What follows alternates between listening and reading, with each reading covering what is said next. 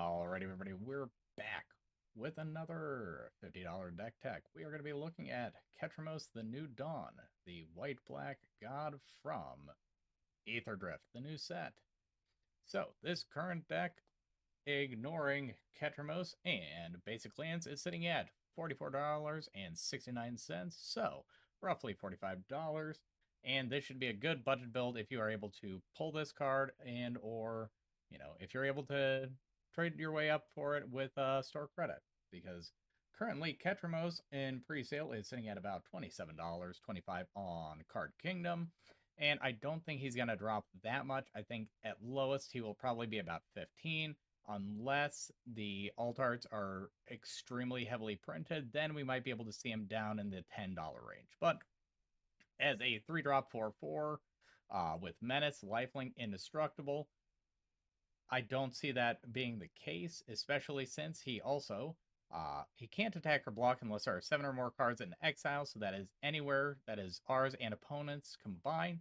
But then whenever one or more cards are put into exile from graveyards and or the battlefield during our turn specifically, we draw a card and we lose a life. So whenever anything goes to exile from graveyard or battlefield, as long as it's our turn, we're drawing a card and draining ourselves 1.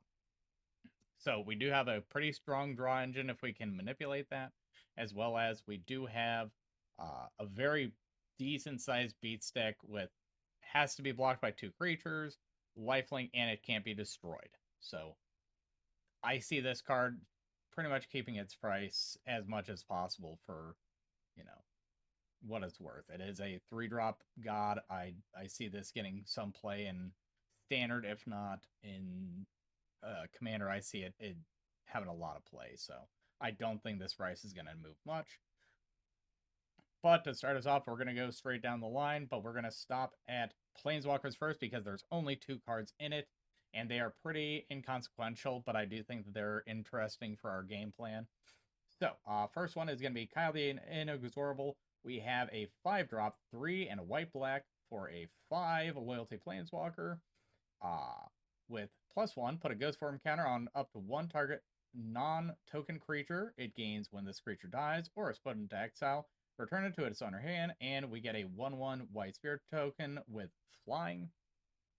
So, worst case scenario, this is a protection piece for some of our creatures. Again, it is 5 mana, so it might take us a second to get to that, but it should be a nice little piece for us, and it's about $2. I think we're, this is a must include, especially for its -3 ability, which is -3 exile target non-land permanent. This is going to get rid of a lot of the more problematic cards in the format, such as, we've got Sylvan Libraries. We do have things like Smothering Tithe and the Anointed Procession, and Anointed Procession, Parallel Lives, and all the token doublers. Those guys are going to be definitely seeing some play with this set coming out, But -7, I think this is an interesting ult, but I don't think we're actually going to get to it at any point. We get an emblem with, at the beginning of your upkeep, you may cast a legendary spell from your hand, from your graveyard, or from among cards you own in exile without paying its mana cost. Most Planeswalkers I do see as this is going to hit the field, and you'll be lucky to get maybe 1 or 2 of its abilities off, unless you've already got a really good board state. ICS +1 in Kaya, -3 in Kaya, and then she's probably gone, right? I don't see her staying for long unless we have a very good board state. But if we do get that -7 off, we do have a decent chunk of legendary creatures that might have some benefit to us recurring them in that way. But we also have Kaya the Orzhov Usurper. It is a 40-cent Planeswalker right now, because it got reprinted in the Ravnica Remastered set, and it has not gained any, it hasn't gone back up at all. So 1 white-black for a 3 loyalty Planeswalker. +1, exile up to 2 target cards from a single graveyard. You gain 2 life if at least one of them was a creature. So if we're exiling 2 things from our graveyard or 2 things from an opponent's graveyard, as long as we target 1 creature, we're going to gain 2 life. So that's going to help mitigate a little bit of the life loss from Ketramos, especially since we're going to drain ourselves 2, draw 2, gain 2. So we're going to completely mitigate that. -1 to exile target non-land permanent with mana value 1 or less. So that's going to kill our, our opponent's soul rings. It I mean, we've got a couple of artifacts. Ooh, it gets rid of Esper Sentinel. That's a pretty decent threat. That and Sarah Ascendant both are pretty decent threats that if we exile them, that's gonna be, that's gonna be huge. We don't like the Sarah Ascendant coming in for 6 damage on turn 2, right? But -5, I really do think that if we can force this Kaya in a manner where we are safe enough to alter multiple times, we're going to be looking really good because Kaya, Orzhov Usurper, deals damage to target player equal to the number of cards in that player's exile. And then we gain that much life. So if we've been targeting one person and exiling their cards, or with another card that we've got here in our enchantments, we could dome somebody for a decent little bit of damage there with Kaya's -5, but again, we need that proper setup. But let's go ahead and pop over into our artifacts because we do have a little bit of a heavy curve here. So we do have things such as Arcane Signet, Orzhov Signet, Soul Ring, the likes, right? We do have some low-cost spells, especially since we have some decent little abilities off of them, such as Scrabbing Claws, which is tap, target player exiles a card from their graveyard for 1 mana and sacrificing it. We exile target card from a graveyard and we draw a card. So that essentially for us is 1 mana, draw 2 cards, right? Ghoul Caller's Bell. Again, this is going to be more for one of the cards in the enchantments because it's tap. Each player puts the top card of his or her library into his or her graveyard. So each player mills 1. Maybe somebody tutored something to the top. We're going to go ahead and get rid of that. Or maybe we just, we know what the top card is because we used our Temple of Silence because we do have a few scry effects in here. Let's go ahead and get rid of what we scried instead of putting it to the bottom because we don't want it because it's another land or something, right? I see a lot of uses for this, and again, with some of the items that we have for enchantments, I think it's a very good piece for us. And Soul Guide Lantern. Soul Guide Lantern is 1 mana, enter the battlefield, we draw a card and lose a life. We can tap and sacrifice it, exile each opponent's graveyard. We got to be careful with this one because if we do have Ketramos out, and it is our turn, we could end up draining ourselves too much, right? But we could do this on an opponent's turn, do it on, the player before us is end step, and get rid of everybody's graveyards. That might be our most beneficial play, but we would just have to see what the timing is on that, right? As long as it's not on our turn, we'll most likely be fine, unless we have a surplus of life for us to play with. And 1 mana, tap, sack this artifact, draw a card is also a nice little use. Unlicensed Hearse, I'm going to go over because it's going to be our shortest. It's interesting, right? For 2 mana, it's a XX vehicle that we can tap to exile up to 2 target cards from a single graveyard, and then its power is equal to the number of cards exiled with it. So late game, we could end up starting to swing this thing in for super big, right? 2 or 3 turns in, we've already got it's 2 per. So if we're doing our job right, this could be an 8/8 by, turn 6, right? But the next piece, which I think is going to be a very important piece within our artifacts, is the Cauldron of Eternity. So this spell costs 2 less to cast for each creature in your graveyard, and whenever a creature you control dies, put it on the bottom of its owner's library. Those 2 pieces are going to be our most important pieces. So this is a 12 mana artifact that we can cast for as low as 2 black, and then whenever a creature we control dies, instead of us leaving it in the graveyard, we get to recycle it. So we do have a few ways for us to kind of manipulate that and have some fun. But we also have 2 and a black, tap, pay 2 life, return target creature card from your graveyard to the battlefield. Activate this ability only anytime you cast a sorcery. So we do also have a form of recursion on this for a little bit of life, and honestly a bit of a negligible mana cost there, right? So we can return something that's relatively useful, and then also when it dies, we get to recycle it. We get a leaves the graveyard effect from a couple things here. Again, we're going to have to get into the creatures, the real meat of this, right? But also, with how much we're drawing, we could end up discarding cards. So that tap 2 and a black might just be us casting it for an alternative mana cost at that point, right? But enough of me blabbing about Cauldron of Eternity, a card that is somehow under $1. Let's go ahead and get into creatures, starting from the top, which is Ashen Rider. It is a 8 mana, 5/5, enters battlefield, exile target permanent. So this enters, we get rid of something permanently. Not much to say here. It's a 25-cent rare, and most likely we are going to be using the Cauldron of Eternity or other recursion methods to get this into play. We don't want to be spending the full hard mana cost for this, because 8 mana is a lot to commit to this, especially if it is a counterable effect, right?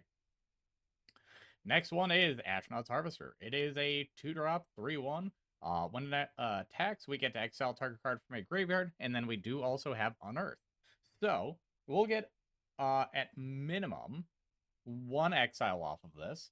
And if we do Unearth it, we get to Unearth it and have 2 exiles because it gets to swing with haste, and then we also exile it after after it dies, right? So 3/1 for 2 mana. I think it's a good piece. Next one, I think is a bread and butter for this deck. Honestly, I think this card alongside... Oh, I completely skipped over one. I apologize, because this is another huge card. Between this and Athreos, these are 2 of our biggest bread and butter pieces. Conjurer's Closet. I think most people who play Magic at this point know what Conjurer's Closet is. It has dropped drastically in price because of the Aether Drift reprint here. But it is a 5 mana artifact that on your end step, you may exile a creature you control and then return to the battlefield under your control, so you immediately bring it back in. We have a lot of good creatures with end of the battlefield effects, but this also is an exile effect, and that's going to be a free card draw for us, right? I see this as a very good a repeatable blink effect, and it's definitely something that we're going to want to get out as soon as possible so we can start abusing that. Athreos is in the same vein. So he is a 6 mana god as well. 4/7 indestructible. It is not a creature as long as your devotion, so the white and black pips on your cards, is less than 7. On your end step, you put a coin counter on another target creature, yours, your opponent's, does not matter. Whenever a creature with a coin counter on it dies or is put into exile, return that card to the battlefield under your control. So, we're going to be wanting to put coins on everything that gives us some form of life gain. We're also going to be wanting to put coin counters on things that when they enter, we have a good effect, or when they leave, we have a good effect, right?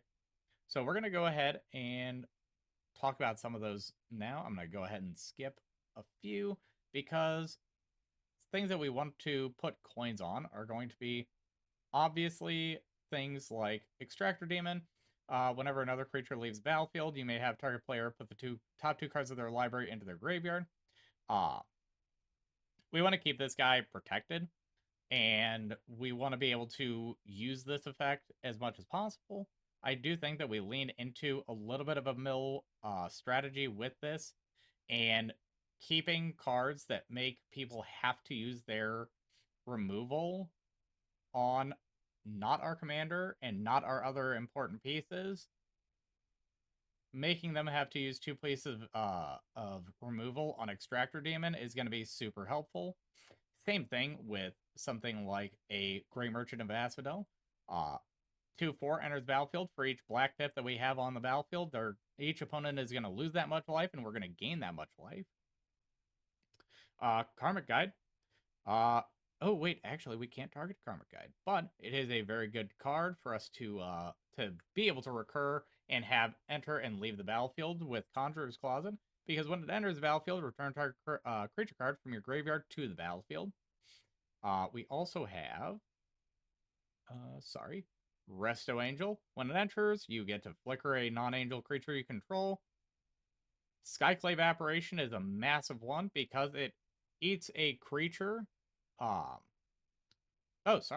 Non-land, non-token permanent with mana value 4 or less. So we can eat an Anointed Procession, we can eat Smothering Tithe, we can eat an Esper Sentinel. We eat that. It is exiled permanently. When Skyclave leaves the battlefield, the exiled card's owner gets a XX creature, where X is the mana value of the card exiled. So, worst case scenario, we're exiling tokens, they get 0/0s. Best case scenario, we're getting rid of threats, and they're getting a 1 to 4/4 as a consolation prize. Solemn and Sun Titan are huge. I don't think I need to go into detail on why these guys are great creatures for us to recur on a regular basis. Sun Titan, enter the battlefield, return permanents that are 3 or less. Solemn, we get to either have it enter the battlefield and we get a land, or we're having it die multiple times and draw a card as well. Like, if we get a Farewell, it's gonna suck. It's not gonna get us that draw, but I think it's gonna be a very helpful ramp with this deck, especially with some of the higher cards. Sir Conrad, I think, is gonna be huge because if they are dying, it is going to see a enter the graveyard and a leaves the graveyard effect on all of those. Tormod, another card that we want to keep around, because whenever one or more cards leave your graveyard, create a tap 2/2 black zombie creature token. So we're going to get a bit of a token, a decent little token generation out of that. And I think that's about it for, and Wall of Omens. For good recursion, for good things for us to keep eyes on, to put coins on. Those guys, I think, are going to be our biggest targets. But going on to the next card, we've got Corpse Knight. Corpse Knight, whenever another creature enters the battlefield under your control, each opponent loses 1 life. Again, we've got a couple of options for tokens, such as Tormod, such as Kaya, and such as our Recursion package and our Flicker package. So we're going to be able to start draining other people a lot of life. We're not getting any life off of that. But every piece of damage counts. We've already gone over Extractor Demon, Fleshbag Marauder. So I think that us having some sacrifice effects are going to be very helpful, especially paired with Cauldron of Eternity. We just get to recycle Fleshbag Marauder instead of us having to sacrifice it, do nothing. We get to sacrifice it, make everybody else suffer a little bit, and we get to, recycle this if we are, very thin in the deck.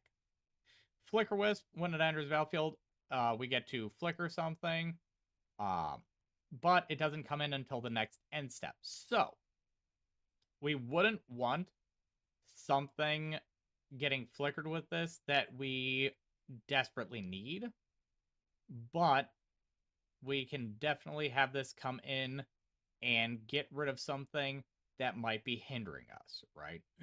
Because it is exile another target permanent. That could be exiling a creature or an enchantment that that an opponent is using for us to not be able to swing lethal at them, or protecting them from some form of damage or some form of, giving them some sort of buff, such as, what's the name of it? The white adversary. The white adversary that you can kick multiple times. You can flicker him out.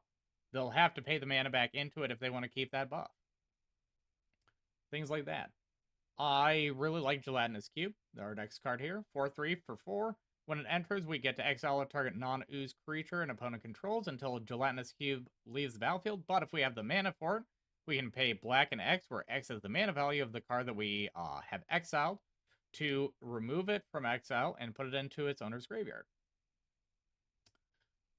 Gary, we already went over. Karmic Guide, we already also went over, but I do think that the flying and protection from black, as well as the echo cost being something that we can kind of exploit with, we don't repay it, it goes to the graveyard, we get to recycle it in some way, shape, or form. I think that's really neat. Lisa, Forgotten Archangel. I think this is also a very interesting card for us. This is going to, it's really going to help with some of the things that Flashbang Marauder and,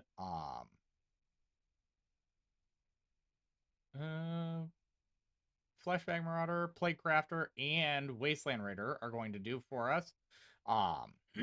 Because whenever another non-token creature you control dies, we return that card to its owner's hand at the beginning of the next end step, so we get to refill our hand.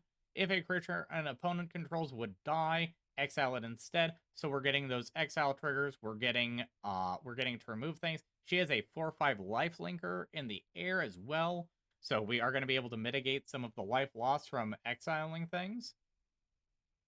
Mirkwood backs. Whenever we create or sacrifice a token, which we do, again, have a good couple of ways to get tokens. Each opponent loses 1 life, 2/3 flyer. Obsidat Ghost Council. This guy is an interesting little dude. So for 1 double white, double black, we get a 5/5. Enter the battlefield. Target opponent loses 2. We gain 2. On our end step, we get to exile Obsidat. If we do, we can return it to the battlefield on our upkeep and give it haste. So, worst case scenario, this is a 5/5 beater. Best case scenario, this is a 5/5 beater that's draining our opponents for 2, and we're gaining life. And we're getting to draw a card on our end step. Worst case scenario, we get to have this enter, drain 2, gain 2, flip it over, draw a card. I think for 5 mana, it's relatively reasonable for what we're doing.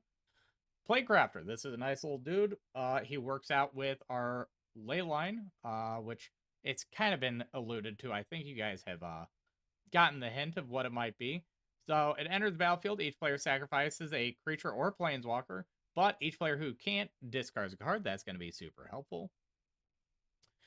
Priest of Fellow Rights. This is another one of our recursion packet cards. We got a white and a black 2/2 that we get to tap, pay 3 life, sacrifice Priest of Fellow Rights, return target creature card from your graveyard to the battlefield, activate only as a sorcery. So again, it's going to be one of the ways for us to cheat out one of our higher cost cards, as well as it has Unearth for 5, so we could end up bringing this back out. We could flicker it on our end step so it doesn't exile itself for good. Again, just a neat little recursion piece. Resto Angel and Cyclave, we already went over. Solemn, we already went over. Sir Conrad, we went over. Tiny Bones. Tiny Bones, when it enters, it is a 2-drop, 1 black and 1 colorless, 1/3. Whenever an opponent discards a card, exile it from their graveyard with a stash counter on it. During our turn, we can play cards we don't own with stash counters on them from exile, and mana of any type can be spent on those spells. And then 3 and a black to tap. Each opponent discards a card, activate only as a sorcery. Tiny Bones, this iteration of him is kind of bad for a lot of strategies, but for us, that's a free 3 cards each time that we tap him. It is also an additional 3 cards depending on what our opponents discard, because then we can cast that. And if nothing else, he's a early little bit of damage, as well as a disposable blocker, right? We might lose all of the cards with stash counters on them if we block with him, but I think that's a worthy sacrifice. Tormod, we went over Vesperlark, 2 and a white for a 2/1 flying. When it leaves the battlefield, return target creature card with power 1 or less from your graveyard to the battlefield. This is pretty much only going to be grabbing, Tiny Bones, Viscera Seer, and Wall of Omens. It's just to, keep those guys on our battlefield. We can also evoke it for 1 and a white, so it enters and immediately sacrifices itself. Pretty cut and dried to the point. Viscera Seer. This is another one of our little sacrifice outlets for us to have some fun with Cauldron. Sack a creature, scry 1 for 1 black. Not much more to say. Wall of Omens. Enters battlefield, draw a card. It's a 2-drop 0/4. Wasteland Raider. This is one that we might be able to exploit a little bit because it is a 4-drop, double black and 2 with squad 2, so we can pay 2 as many times as we want. And for each time that we pay that squad 2, we get to make a token copy of this creature. When it enters the battlefield, each player sacrifices a creature, so we can drop, say, 3 or 4 of these, have each player sacrifice 4 creatures.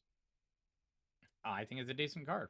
And then, last but not least, a 2-drop that is a whopping 20 cents, because I think this card is just neat.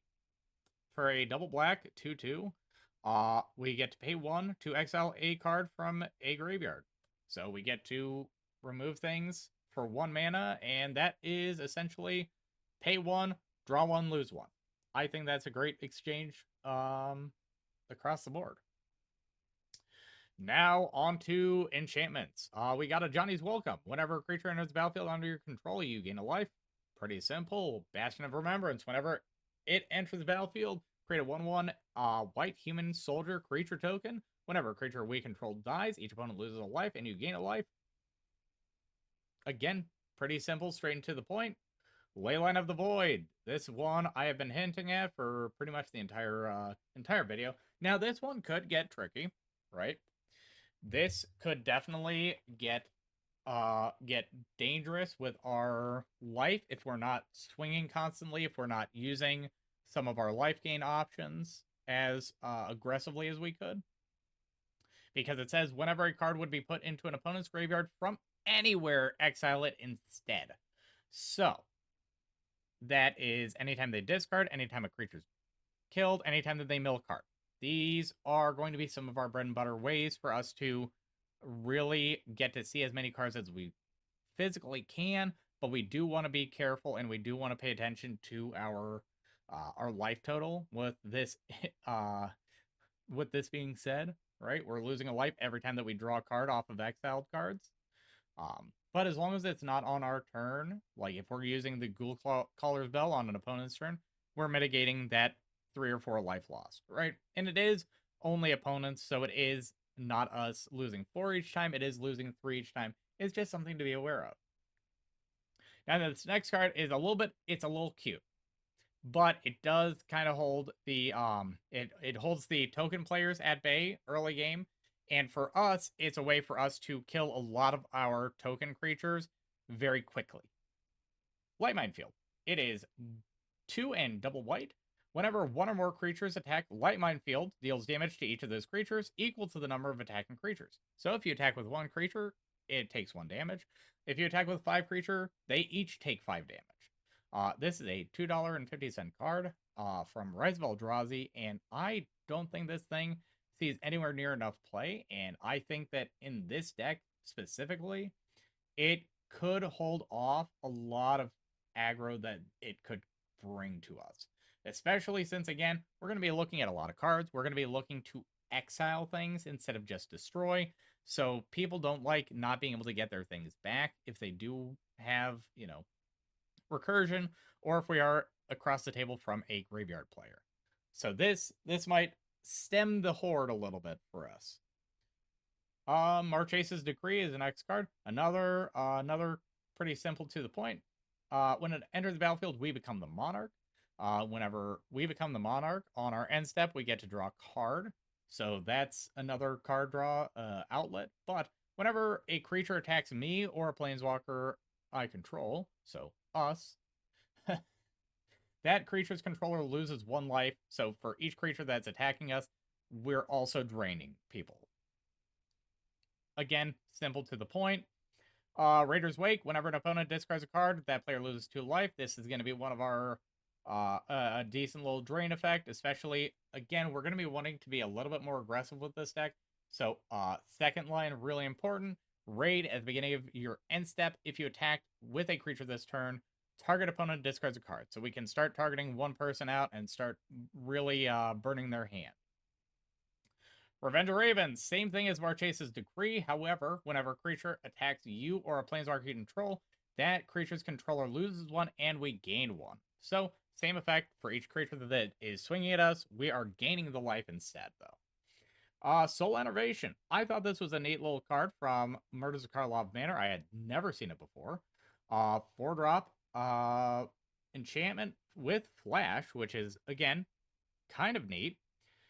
When it enters the battlefield, give target creature -4/-4 until end of turn. Whenever one or more creature cards leave your graveyard, each opponent loses 1 life and you gain 1 life. So whenever we're exiling things from our own yard, or whenever we're recurring something, we're going to be draining everybody, and I think that's definitely a great way for us to keep our health somewhat healthy, because instead of us just flat losing a life, now we're losing a life and then gaining that 1 life right back.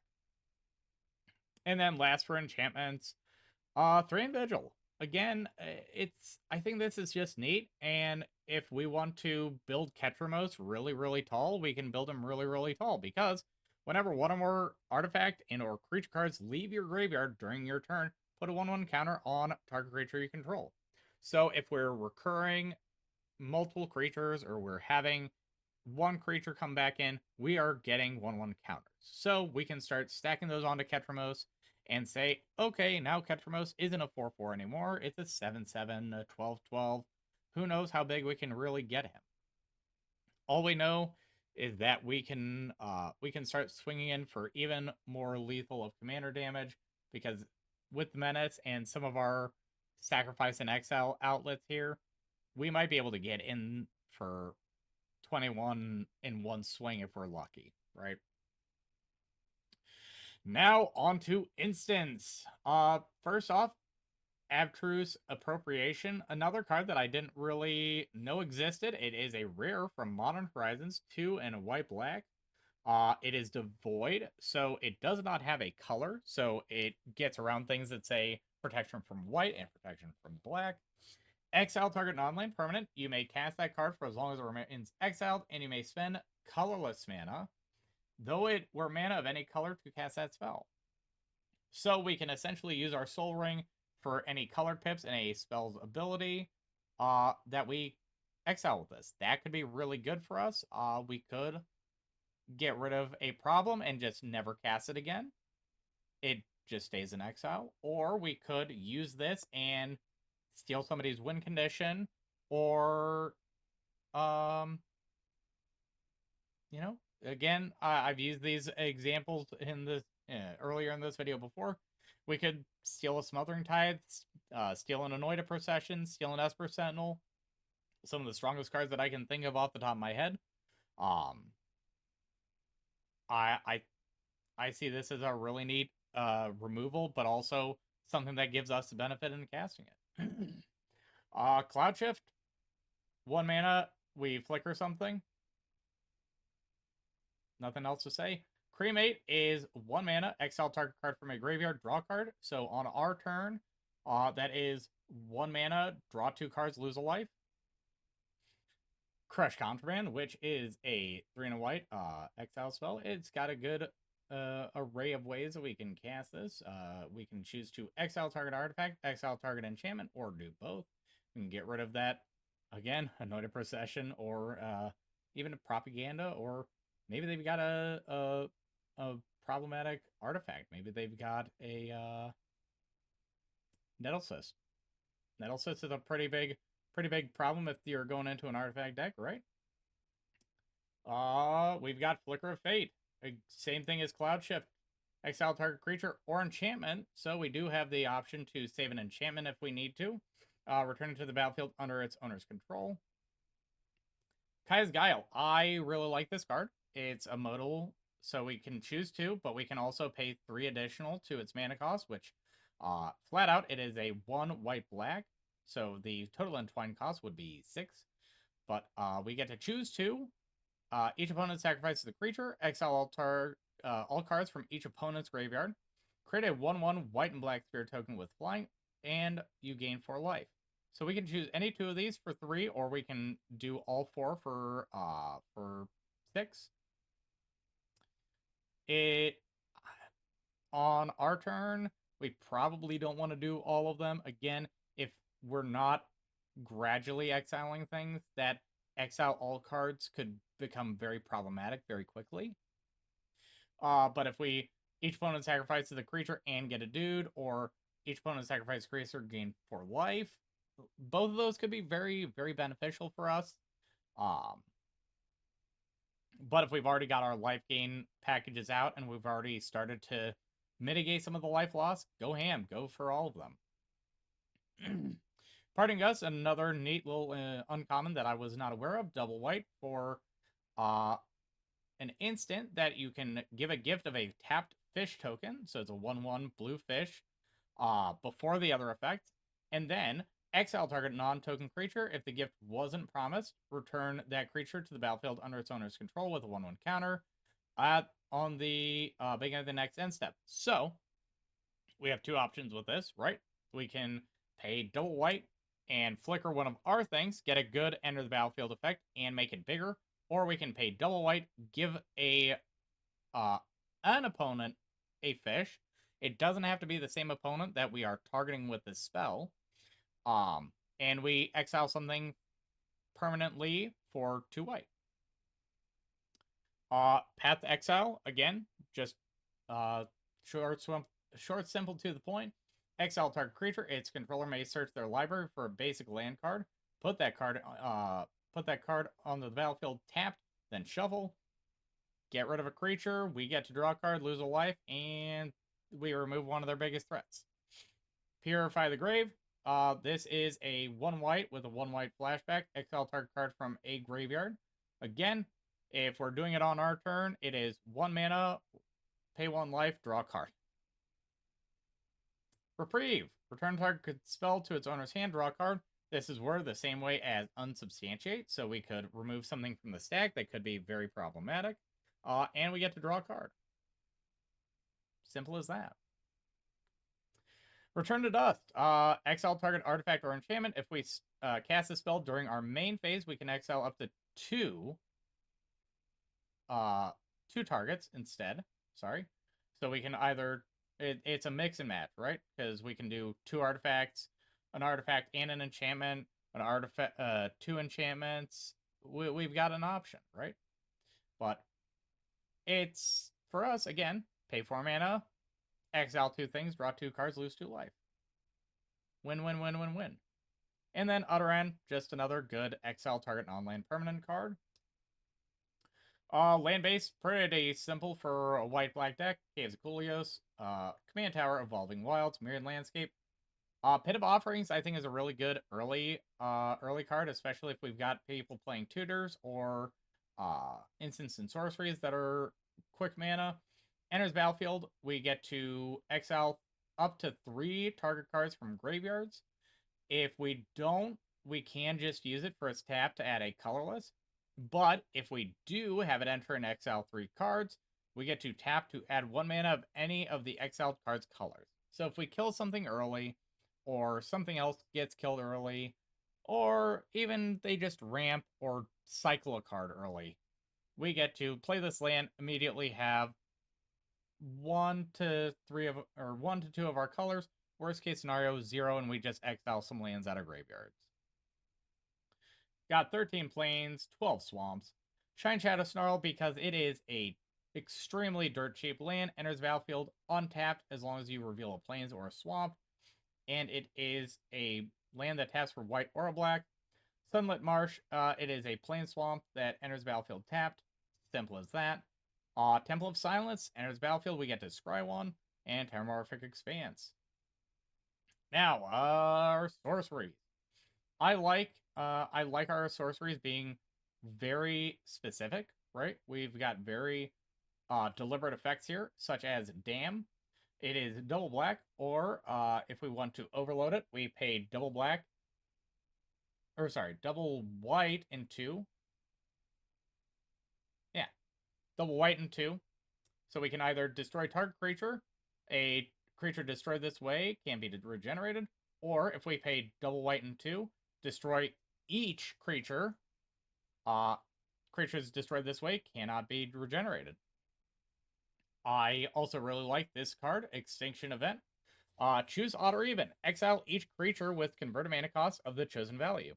If we're on the back foot and we're dealing with a lot of bad things, and again, this is a choose odd or even. So let's say, again, a token player is going crazy. Even if we don't have Ketramos out, we can choose odd or even. and get rid of a huge board state, and they are exiled. So I think that's really big. If we have Ketramos out, obviously we're going to want to be very deliberate and very careful with that, because we could, deal a lot of damage to ourselves really quickly, but getting rid of the problematic token player is definitely a upside in my book. Gruesome Encore. Put target creature card from an opponent's graveyard onto the battlefield under your control. It gains haste. Exile it at the beginning of the next end step. If that creature would leave the battlefield, exile it instead of putting it anywhere else. So, this could be used in a couple of ways, as long as we don't have one of our other big exile effects out.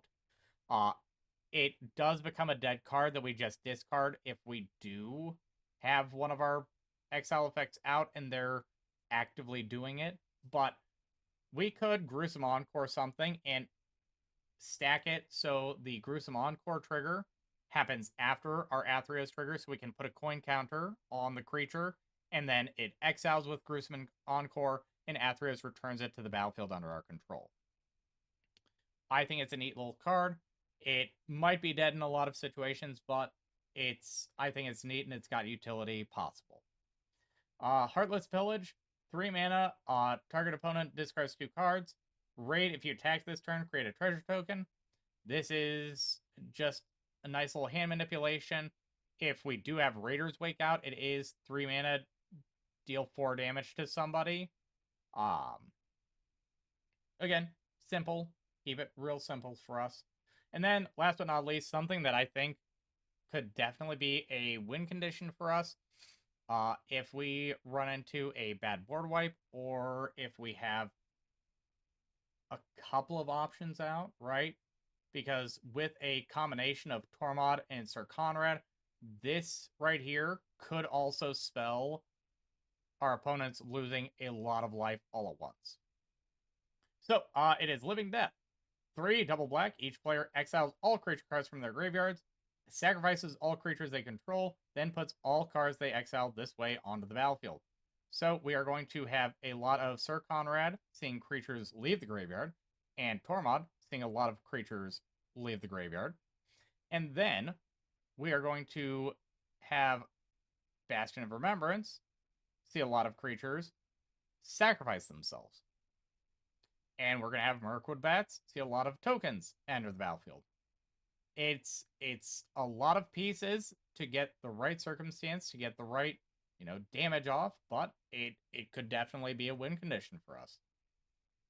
And again, if we have our exile pieces out already, then we're getting to recur all of our important stuff out of our yard, and our opponents get nothing. But that's it for the main deck. Again, the main deck without basic lands is about $44.69. I'm going to give you guys 10 cards that I think could be really cool upgrades for this deck. First off, being Athreos, God of Passage. It's a 3-drop, 1 white black, 5/4 with Indestructible. Same lines of text as the other Athreos, as long as it's got 7 or less devotion, it's not a dude. But whenever another creature you own dies, return it to your hand unless target opponent pays 3 life. This 3 life can definitely grow very quickly. So it goes to the graveyard, and then if we don't pay 3 life, that's life and creatures from Tormod and Sir Conrad, if those are out. If they do pay the 3 life, that's a creature entering the graveyard. That's death effects, that's 3 life for them to pay. We definitely also start choosing the player with the least life later on in the game, so we can always get our creatures back and always reap the benefits. Next card, this one we just couldn't fit due to the pricing. Ephemerate. Funnily enough, it is a $3 version of Cloud Shift, but it's a $3 version for a very specific reason, which is Ephemerate has Rebound. So if we cast this from our hand, we get to exile it and redo its effect in our next upkeep. So it is 1 mana, we get to draw 2, lose 2. But again, with a $3 price tag, we could not exactly swing that. Also, another good card for us here is Ink Shield.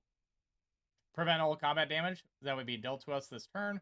For each 1 damage prevented this way, create a 2/1 white and black Inkling creature token with flying. This guy actually crept back up a little bit, which was sad because we had it in the initial list, but I had to do a few edits before we shot this, because it's back up to about $6. Again, I do think that with what we're doing in this deck, we're going to get a lot of hate coming our way. So having some way to mitigate that damage, especially Ink Shield, where we're creating a lot of tokens, we could potentially pump out even more damage to everybody, as well as gain a little bit of a wall for the next swing. I think it's a great card, and if we have the budget to get another $6 card, we do it. Now, a little bit more expensive, but again, this is if we're wanting to lean into the mill strategy and manipulating the top cards of our opponent's libraries. We have Mesmericorp. It is currently sitting at about $16, $20 on Card Kingdom, so it definitely wouldn't have hit our $50 budget. But it's a 2-drop artifact that whenever a permanent becomes untapped, that permanent's controller mills a card. Pretty simple to the point.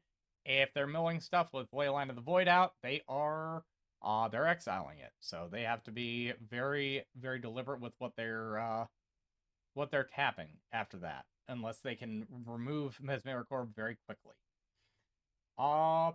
Also, we get to recur it with Sun Titan if we do have Sun Titan out as well. So they have to be very, very smart with how they remove it as well. Next card, I think it's kind of a no-brainer with some of the effects we have in here. Panharmonicon. If an artifact or creature entering the battlefield causes the triggered ability of a permanent you control to trigger, do it again. Again, we've gone through a good couple of options here with doubling the effects. So double Gray Merchant, double Flicker Wisp, double Gelatinous Cube, etc., etc. Again, $3, $6 on Card Kingdom. Did not make the budget cut there. Teleportation Circle. We got another effect similar to Conjurer's Closet on our end step. Exile up to 1 artifact or creature, so we can choose to recur or flicker the Soul Guide Lantern if we really wanted to.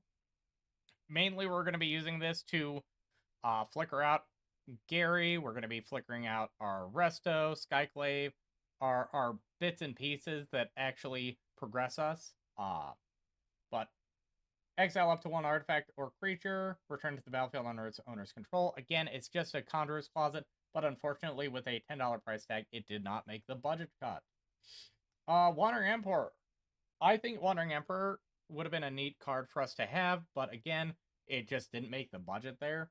It is another Planeswalker, but unlike the other Planeswalkers, it has Flash.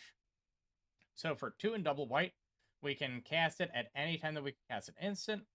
As long as it enters the battlefield this turn, we can activate the loyalty abilities at any time you could cast an instant.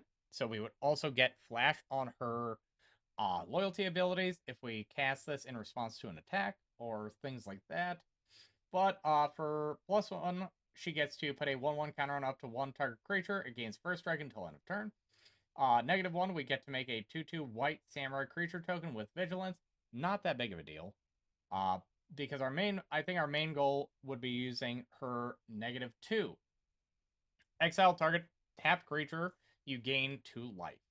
That is -2, gain 1, draw 1. Next card, Wandering Archaic. It is a $6 card, $7.50 on Card Kingdom. This is kind of a personal pet card for me. It doesn't exactly do what any of our other synergies do, but with us being in white-black, we don't have a lot of options for ramp, for 1. But also for 2, this is a colorless 5-drop creature that is a 4/4, and whenever an opponent casts an instant or sorcery, they may pay 2. If they do not pay that 2 mana, we get to copy that spell, and we can choose new targets for the copy. So if they do something like a Kodama's Reach, and we have this out, if they don't pay that additional 2, we get to go look for 2 lands. They do have ways to get around it, obviously, such as if they play something like a Sky Shroud Claim that lets them search for specifically forests or things like that. But I like it, and in the worst case scenario, you can cast it for its backside, which is 3 mana. Each player looks at the top 5 cards of their library, reveals a land and or instant or sorcery from among them, then puts the cards revealed this way into their hand and the rest on the bottom of their library in a random order. Each player gains 3 life.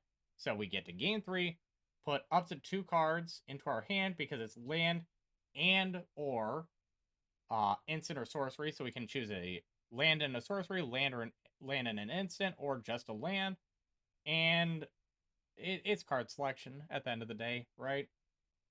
But again, I think we mainly played for the front side. And then last but not least, another card that we just couldn't make in the budget, but I think it would be huge for this deck, especially with the amount of life that we're losing. Whip of Erebos. Double black and 2. This gives all of our creatures lifelink. And then for double black and 2 and tapping it, we can return target creature card from our graveyard to the battlefield, giving it haste, and we get to exile it at the beginning of the next end step. Again, it's got the same wording as Gruesome Encore. If it would be removed from the battlefield in any other way, exile it instead. It's a great option for us to use with Athreos, but worst case scenario, this is giving all of our creatures lifelink, and I think that's a huge benefit, again, with the amount of life that we are losing. But that is going to be it for our deck tech here with Ketramos, the New Dawn. Let me know what you would like to see next, as well as what you would actually put in this deck if you would do things differently with a $50 budget. But that's going to be it for us today. The deck list will be down in the description, and we'll see you in the next one. Bye, guys.